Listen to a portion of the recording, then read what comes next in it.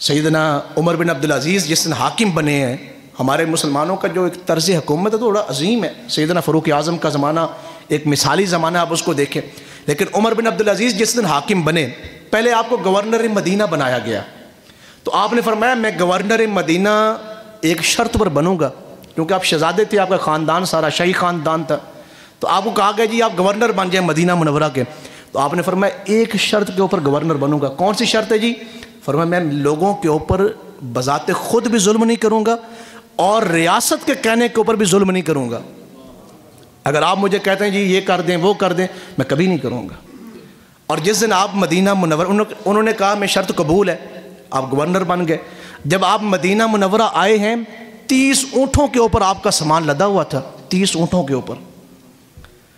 اور آپ نے مدینہ منورہ کے 10 بڑے علماء کو بلایا، حالانکہ خود عالم تھے، خود بھی قرآن مجید کے حافظ تھے.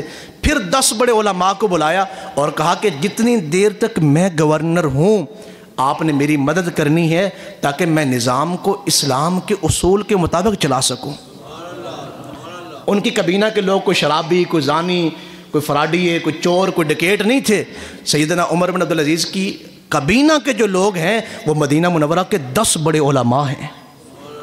آج کل لوگ کہتے ہیں مولویوں نے کی پتہ ملک کس طرح چلانا ہے، مولویوں کا کی کم ہے سیاست نال. تو پھر دیکھ لیں آپ 75 سالوں کے ساتھ آپ کے ساتھ کیا ہو رہا ہے. ہمارے ایک علاقے کے بڑے اچھے ایک عالم دین تھے، وہ فوت ہو گئے. اکثر وہ ایک جملہ بڑا خوبصورت کہتے تھے. وہ کہتے بھی آپ کو جوتیاں پڑ تو رہی ہیں نا، ضروری تو نہیں کہ اللہ خود نیچے اترے آپ کو جوتیاں مارے، جوتے تو آپ کو پڑ رہے ہیں. اس لیے دنیا میں جہاں کہیں بھی فلاحی نظام عروج کو پہنچا ہے نا، وہ صرف اسلام کی بدولت پہنچا ہے. جب تک آپ اقتدار میں اہل اسلام کو نہیں لائیں گے آپ کا ملک جو ہے وہ ترقی کی طرف نہیں جا سکتا. یہ آپ نے 75 سالوں سے دیکھ لیا.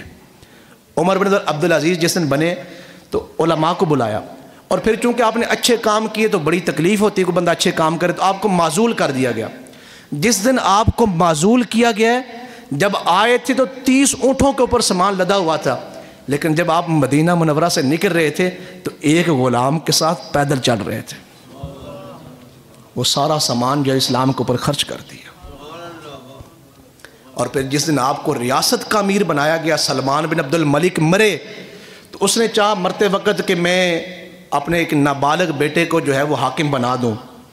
تو ان کے ایک خاص جو مشیر تھا اس نے مشورہ دیا کہ جناب عالی، یہ جو ریاست کی تبدیلی ہے، یہ جو جانشینی کا عمل ہے، یہ بہت بڑی نیکی بھی ہے اور بہت بڑا گناہ بھی ہے. اگر آپ برے بندے کا انتخاب کرتے ہیں تو آپ بہت بڑے گناہ میں ہیں. اگر آپ کسی نیک بندے کا انتخاب کرتے ہیں تو بہت بڑا اجر ہے آپ کے لیے. تو انہوں نے، سلمان بن عبد الملک نے اپنے بیٹے کے نام پھر وصیت نہیں لکھی. حضرت عمر بن عبدالعزیز کو بتائے بغیر، اب ذرا دھیان سے سنیے گا، حضرت عمر بن عبدالعزیز کو بتائے بغیر سلمان بن عبد الملک نے اپنی ریاست کا جانشین جو ہے وہ حضرت عمر بن عبدالعزیز کو مقرر کر دیا. کسی کو نہیں بتایا. اور ان کی کابینہ کے جو لوگ تھے ان سے کہا کہ میں نے مقرر کر دیا ایک بندے کو، کیا تم اس پہ مطمئن ہو؟ انہوں نے کہا جی مطمئن ہے، جو آپ نے کیا بہتر کیا ہے. اب ان کو پتہ نہیں کس کو کیا ہے. کہا جی بیعت کریں اس بندے کے نام پہ. بیعت لے لی. انتقال ہو گیا. صبح کی ٹائم گزر گیا. ظہر کے ٹائم جب اس رکے کو کھولا گیا تو عمر بن عبدالعزیز کا نام لکھا ہوا تھا. تو دمشق کی جامع مسجد میں حضرت عمر بن عبدالعزیز تشریف لائے تو آپ نے خطبہ دیا. فرمایا میں حاکم بنا نہیں، مجھے بنایا گیا ہے. میں اس حق میں نہیں تھا کہ میں حاکم بنوں، لیکن اگر کسی نے یہ ریاست کا یہ منصب لینا ہے تو مجھے کوئی اعتراض نہیں، وہ مجھ سے لے لے. تو سارے لوگوں نے کہا ایسے کیسے ہو سکتا ہے؟ اب بیعت ہو گئی ہے، آپ کو چن لیا گیا ہے. آپ جب ظہر کے بعد خطاب کرنے کے بعد آنے لگے نا تو باہر مسجد کے باہر بڑے قیمتی گھوڑے عالی شان قسم کے کھڑے تھے، اور وہ فوجی اور وہ سیکورٹی گارڈ کھڑے تھے.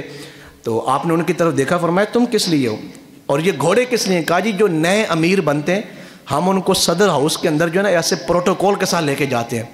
تو سیدنا عمر بن عبدالعزیز غصے میں آ گئے. فرمایا ان گھوڑوں کو واپس لے جائیں اور ان فوجیوں کو بھی واپس لے جائیں. عمر بن عبدالعزیز اپنے خچر پہ جو ہے بیٹھ کے دارالحکومت کی طرف جائیں گے. اپنے خچر پہ بیٹھے ہیں آپ. اور جب وہاں پہنچے آپ نے ساری عمر پھر اس صدر ہاؤس میں نہیں گزاری، وہاں ایک خاص قسم کا آپ کے لیے کمرہ تیار کیا گیا جناب. جو نئے امیر بنتے ہیں ان کے لیے ہم خاص قسم کمرہ بناتے ہیں, جو بڑی مہنگی چیزیں اس پہ عالیشان قسم کا پتھر اور بڑے عالیشان مہنگے قسم کے قالین ہم رکھتے ہیں.